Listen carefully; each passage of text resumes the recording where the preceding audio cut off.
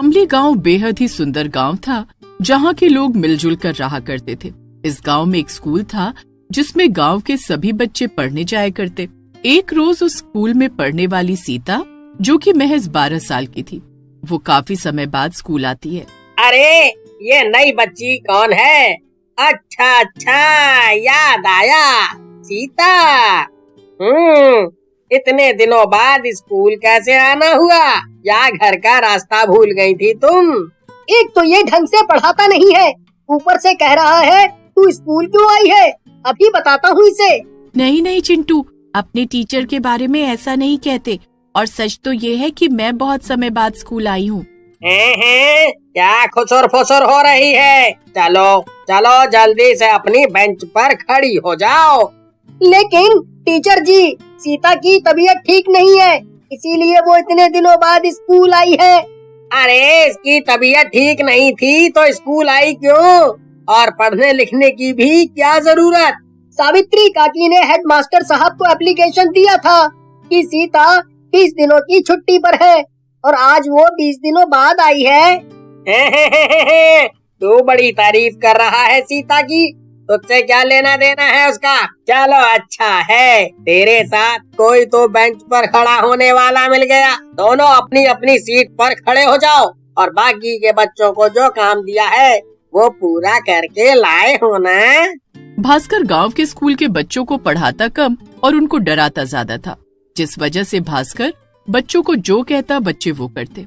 चिंटू, अब तो लंच हो गया और मुझे चक्कर आ रहा है। फिक्र क्यों करती है, मैं हूँ ना। जिस दिन ये मेरे घर के सामने से गुजरेगा ना, उस दिन मैं इसे बताऊंगा। अभी तो ये स्कूल में है तो अपनी दादागिरी आ रहा है। अपने टीचर को ऐसे नहीं बोलते, मैंने तुझे अभी बताया ना। तभी सीता बेहोश होकर गिर जाती है और उसके सर में गहरी चोट लग जाती है, जिसके बाद सीता को स्कूल से छुट्टी मिल जाती है। अरे चिंटू, सीता, तुम दोनों स्कूल से जल्दी कैसे आ गए? कुछ नहीं, बस सीता गिर गई थी, उसे चक्कर आया और वो गिर पड़ी, उसके सिर पर चोट आ गई है। हाँ माँ, मैं चक्कर खाकर गिर गई और सर में चोट लग गई है। हेडमास्टर साहब ने कहा है कि मैं कुछ दिन और छुट्टी ले लूं। आज पूरे 20 दिन पर तो स्कूल गई थी। सीता पिछले काफी समय से बीमार थी, उसे अस्थमा था और किसी भी वक्त सीता को अस्थमा का अटैक आ जाता। अस्थमा के अटैक के कारण वो कहीं भी बेचैन हो जाती, जिस वजह से पिछले काफी समय से सीता का इलाज चल रहा था। सीता के पिता पैसे खर्च होता देख उसे नापसंद करने लगे थे। चिंटू, तू घर जा, और सीता चल बेटा अंदर, तेरे लिए खाना बना देती हूँ। सावित्री भी सीता की तबीयत को लेकर परेशान रहा करती। अब सीता घर से ही पढ़ने लगी थी। रोज देर शाम चिंटू और सीता दोनों ही बैठकर पढ़ाई किया करते। सीता पढ़ने में काफी होशियार थी। एक दिन चिंटू देर शाम स्कूल से आता है और सावित्री से कहता है, सावित्री काकी, सीता को बता देना 10 दिन बाद से एग्जाम शुरू है, तो थोड़ा पढ़ने पर और ज्यादा ध्यान देना होगा। लो, कर लो बात। इस एग्जाम को भी अभी आना था। कोई बात नहीं, तुम दोनों मिलकर तो एक साथ पढ़ते ही हो ना। क्या कहा तूने? एग्जाम आ रहा है? भगवान, फिर तो मुझे कल से स्कूल आना होगा। नहीं, अभी लगातार तुझे 3 दिन चेकअप के लिए जाना है। पढ़ाई तो तेरी घर से ही हो पाएगी बेटा, और अगर इस साल पास नहीं हुई तो अगले साल फिर से एग्जाम दे लेना। हाँ, क्यों नहीं। पैसे तो पेड़ में लग रहे हैं, बाप कमा रहा है, बच्चे उड़ा रहे हैं, पत्नी को कोई फर्क नहीं पड़ता। क्यों, सही कहा ना? बच्चों को ताने देना और बीवी को सुनाना, यही आता है आपको। पहले ही कह देता हूँ, अगर इस बार ये एग्जाम में फेल हो गई या फिर इसके अच्छे नंबर नहीं आते हैं तो अगले दिन से इसे स्कूल जाने की जरूरत नहीं, बैठी रहे घर में। कुछ साल बाद शादी करके अपने घर जाए। ठीक है सीता, मैं चलता हूँ। एग्जाम तो हम पास करके रहेंगे। अंकल, आपको इतना सोचने की जरूरत नहीं है। आता हूँ तेरे घर भी तेरे पिता से शिकायत करूँगा। आजकल बच्चे भी बड़ों से बात करना भूल गए हैं। गोपीनाथ अपने कामों में लग जाता है। इधर सीता देर शाम चिंटू के साथ पढ़ने बैठ जाती है। लगातार वो दिन रात मेहनत कर रही थी। हालांकि उसने अपनी बीमारी के कारण स्कूल से छुट्टी ले रखी थी, जिस वजह से वो घर से ही पढ़ने के लिए चिंटू स्कूल में जो कुछ भी समझ पाता वो जाकर सीता को बता दिया करता। अब करीब 10 दिन बाद एग्जाम शुरू होते हैं। क्या बात है, आज फिर सीता माता के दर्शन हो ही गए। कैसे आना हुआ सीता बेटा? अरे टीचर जी, कैसी बातें कर रहे हैं? हम यहाँ शादी की पार्टी में तो आए नहीं है। एग्जाम है तो आना तो पड़ेगा ना।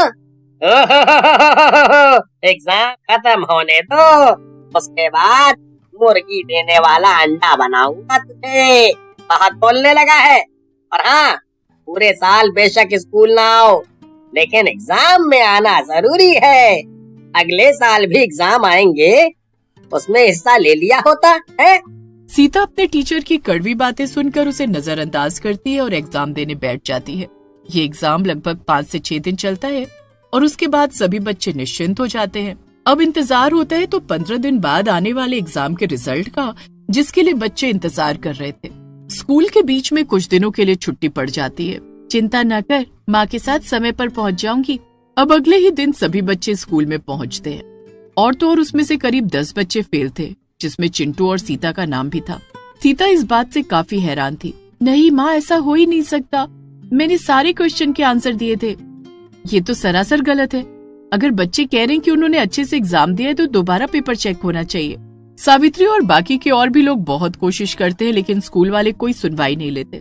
इधर गोपीनाथ सीता को बहुत सुनाता है, जिस वजह से सीता बहुत परेशान हो जाती है। अपने पापा की कई बातों का बुरा नहीं मानना बेटा, उनकी तो बोलने की आदत है। लेकिन करीब 2 महीने बाद टेंशन और बीमारी के कारण सीता इस दुनिया को छोड़कर जा चुकी थी। सावित्री का सब कुछ उजड़ जाता है। गोपीनाथ को भी इस बात का दुख तब होता है जब वो अपनी बेटी को खो देता है, और अपनी बेटी को खोने के 1 महीने बाद वो अपनी पत्नी को भी खो बैठता है। सीता के बिना सावित्री भी दुनिया को अलविदा कह चुकी थी। अरे सावित्री बहन जैसी माँ भगवान सबको दे। अपनी बेटी के जाने के बाद खाना पीना जीना सब छोड़ दिया उस औरत ने। तू कह रहा था ना कि तेरे क्लास का टीचर तुम लोग को डराता है। कल ही गाँव की सारी औरतों को ले जाकर उसे अच्छे से सबक सिखाती हूँ। इधर बसंती गांव की औरतों को ले जाकर जब दोबारा बच्चों के पेपर चेक करवाती है तो उसमें सबसे अच्छा नंबर सीता का होता है। उसके बाद चिंटू भी 2nd नंबर पर आता है। लेकिन उस स्कूल के टीचर भास्कर की वजह से सब कुछ बिगड़ चुका था। लेकिन एक बार फिर उस स्कूल का हेडमास्टर उसे वार्निंग देकर छोड़ देता है। एक रोज शाम के वक्त जब बच्चों की छुट्टी हो जाती है तो भास्कर अकेला बैठा फोन चला रहा था। क्यों, तुझे मुझे घर भेजने की बहुत जल्दी है, लेकिन अब तो घर जा पाएगा या नहीं कैसे पता। इतना सुनते ही भास्कर के हाथ से उसका फोन गिर जाता है। कोई फायदा नहीं, तेरी आवाज बाहर तक नहीं जाएगी। सब जा चुके हैं सिवाय तेरे। अब तो तू सीधे परलोक जाएगा।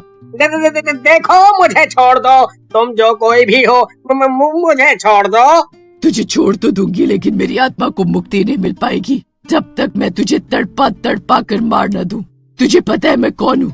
उस सीता की माँ जिसे तूने बिना पेपर चेक किए फेल कर दिया था। लेकिन कारण पता है तुझे? उसके मरने का कारण तू है। उसने अपनी डायरी में लिखा था कि उसका टीचर स्कूल के बच्चों को पढ़ाता नहीं डराता है। तो आज तुझे डरता हुआ देख बहुत अच्छा लग रहा है मुझे।